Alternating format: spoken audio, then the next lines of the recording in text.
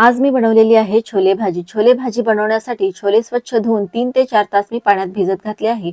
नंतर कुकरला लावून चवीनुसार मीठ आणि पाणी घालून 20 मिनिटे वाफवून घेतलेले आहेत. ग्रेव्ही बनवण्यासाठी 1 टोमॅटो, 2 कांदे, आलं, लसूण आणि कोथिंबीर घातलेली आहेत. हे आहे सगळे खडे मसाले. हे आपण तेल न टाकता असेच कोरडे फ्राय करून त्याची पूड बनवून घेणार आहोत. पॅनमध्ये तेल घातलेलं आहे. कांदे, टोमॅटो, लसूण घालून तेलामध्ये छान फ्राय केलेला आहे. लवकर नरम व्हावेत म्हणून थोडंसं मीठ घातलेलं आहे. आता आपण ह्याची ग्रेव्ही बनवून घेऊयात. आता पॅनमध्ये तेल घातलेलं आहे, जिरे, मोहरी घातलेला आहे आणि बारीक कट केलेला एक कांदा घालून फोडणी दिलेली आहे. त्यानंतर घरगुती तिखट, एव्हरेस्टचा मसाला आणि आपण जे पेस्ट बनवली होती ती सुद्धा घालून तेलामध्ये छान फ्राय केलेले आहे.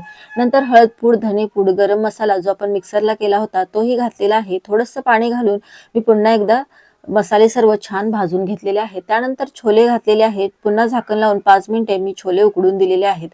तयार आहे आपली छोले